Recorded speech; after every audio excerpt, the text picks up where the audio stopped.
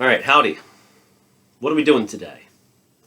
I decided to do a little video about how to change the resistance of a pot, a potentiometer. Guitar volume, guitar tone knob, whatever. So I was working on this one already. I think I scratched the inside of it. I might trash this one. I was playing with this one first because it was closest to the value I wanted. I'm a little bummed about doing this. These pots on this guitar felt like there was grit inside when I first got it.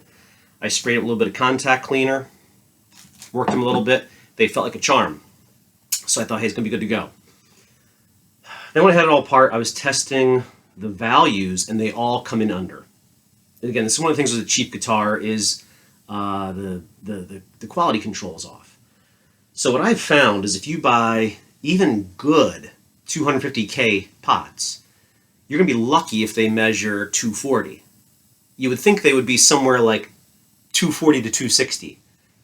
No, you got about 10% tolerance minimum.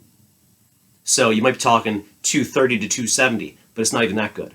If you buy a 250K pot, you are probably going to get something between 210 and 240. I don't think, and I'm not very, very experienced here, but I have yet to find a 250K that measures 250 or above. So most of these pots that I've found are low in resistance. When I've bought 500Ks, they're in the 470s, 480s. So it's just a guideline. And listen, anybody who believes you need 250.00 is, I think, full of it. But if I have a darker guitar, it's got overwound pickups, it's got a rosewood neck, I think I want to do what I can to brighten this up. So those lower resistance pots are going to lose some treble. It's not a lot, but they'll darken the guitar a little bit. So my goal here is, I was hoping these pots might test over 250, 270, 280, and I would just let them go. But they don't. So the closest one was like 230, and then it went down to about 220 and 210 from there, give or take a little bit. If you want to decrease the resistance of the pots, that is very easy. You do that by taking the outer lugs and you jumper an appropriate resistor across. It'll change the taper of the pot a little bit, or a lot, depending on what you jumper in there. But that's to lower the resistance. You're basically putting another resistor in parallel. If you want to increase the resistance, you could put another resistor in series with the pot, but that's going to affect that the pot would never be able to turn to 10 or turn to 0, depending on your point of view there. It's going to cut off how far it goes. You'll never get 0 resistance if you put something in series there. You could do that with a tone pot. I don't think I want to do it with a volume pot. You could also make a pot a no-load pot.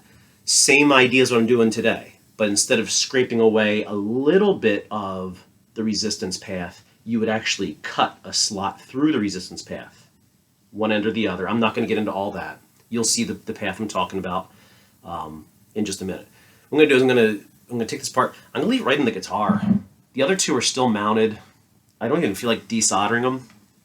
Maybe I will. We'll see what happens. This is basically what has to happen. This is the one I was playing with already. On the top, you will see these tabs that go over top of the metal part.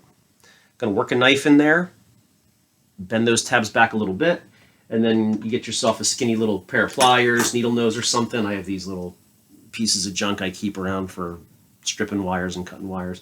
And then you straighten those little tabs out. Once those tabs are straightened, then this comes right off, which is like a keeper. I will try to hold this up. So that top part of the pot comes right off. Don't lose it. Next, this kind of wafer thing will lift off out of there. That's the track I'm going to be working on, so that goes down. And if you yank the whole upper part off, this will come right out too now. And you'll have this piece. That has the other contacts on it that make things do what they do. Might not be a bad idea to only take apart one at a time, so if you forget how it comes apart, you can look at the second one to see how it all goes back together. So for right now, I don't want to lose any of this. I might end up using this, but I don't think Like I said, I scratched that carbon path a little bit. The resistance reads great. I got this to about 275, 280-ish, something like that. But like I said, it shows the right resistance. But if I mount it up and actually use it, there might be a little scratch in the tone path there, like a little, don't want that. So I'm going to try these others. Whichever one seems the best is the one I'll just stick with. So I use my grandfather's old Craftsman knife. It's old school, high carbon steel. It's really hard, takes a good edge. Any knife will do. It's just a cool old knife. I mean, it's not that cool, but it's my grandfather's. So what I do is I work the knife in under those tabs, and I should have my glasses, but, well, we'll just do what we can without the glasses. I work that knife in under the tab, and it shouldn't take too much. You might need to start with a razor blade, actually, depending on how tight those things are. Don't cut yourself. All right, I'm just trying to loosen it with this. Once it's loosened a little bit, I'll be able to get the pliers in there and bite on the pliers. That second one's up. By the way, I forget where I actually learned about doing this. I think I read about it online. I don't think I've ever seen anybody else do this. So if you've seen this before, I read about it somewhere, and I thought I had a project where I wanted 330K pots. And again, I think I bought 330K, and they measured like 280, and I was like, what's that all about? So I did this to get them up to where I wanted. It was for a guitar with humbuckers and single coils. Usually 500 for a humbucker, 250 for a single coil. That's not an absolute rule, it's just a guideline. Because the humbuckers will sound pretty dark, I think, if you go with a lower pot. But again, it's part of, old vintage instruments. Some of those didn't have such great quality control. So one sounded great, one didn't sound so great. I guess it depends a little. So I'm just going to weasel those back a little bit. So all four prongs are now straightened out a little bit. And I've always been able to straighten them and bend them back. I've never had a problem. I don't overbend them anymore than you have to. You just have to get that metal, get that keeper piece off. There's that piece. So that's the part that, the knob will stick up, the shaft sticks up out of there. You put the knob on, all that. Then the wafer. Again, this is all attached to the guitar, so I'm going to be careful here. I'll do all my work right here. Put down a piece of newspaper or something. And this one's a little bit stubborn. I think I could have bent that one tab a little further. Oh. The volume knob has one of the lugs soldered to the body of the pot. That's why it's not coming off. Okay.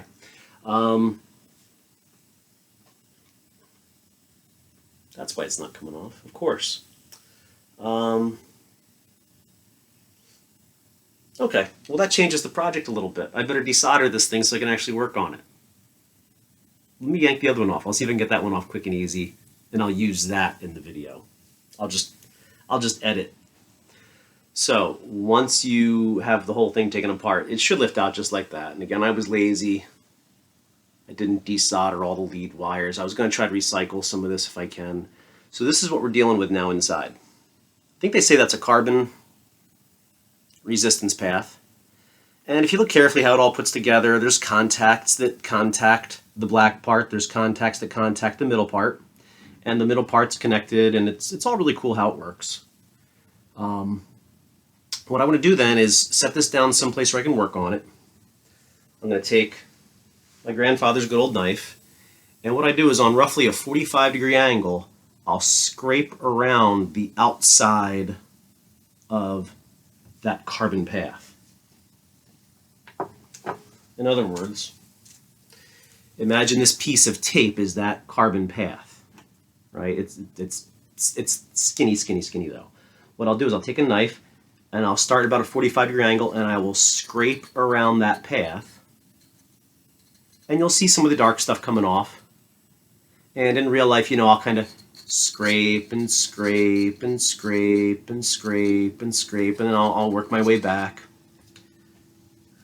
You could even change the taper a little bit, maybe. I'm not trying to change the taper. I just want to put a little bit more overall resistance across the whole thing.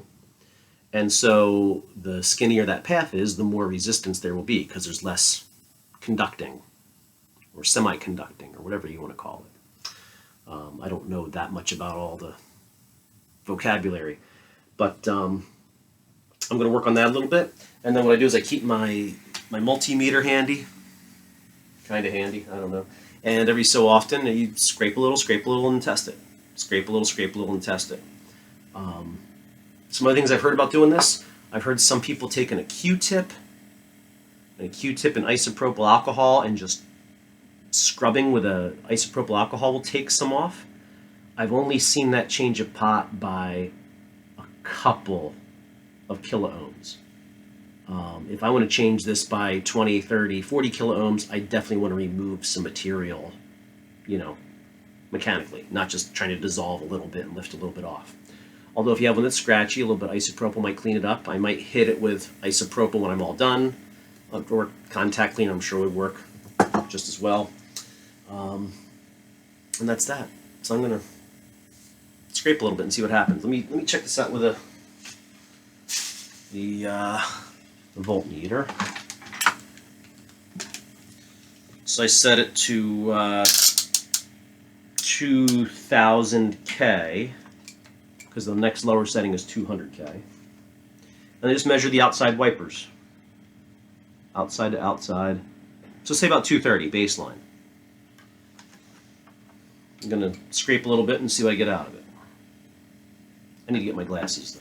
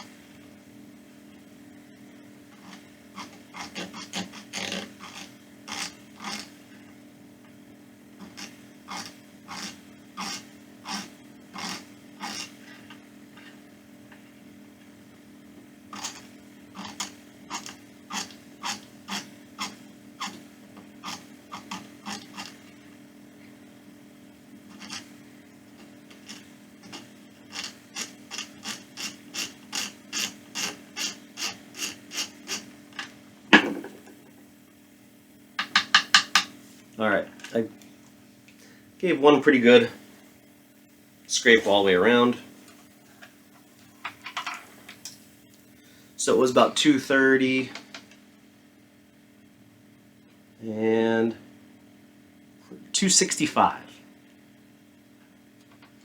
So I just gained 30K out of it right there, and that 30K is gained all around the whole circumference or arc, whatever you want to call it.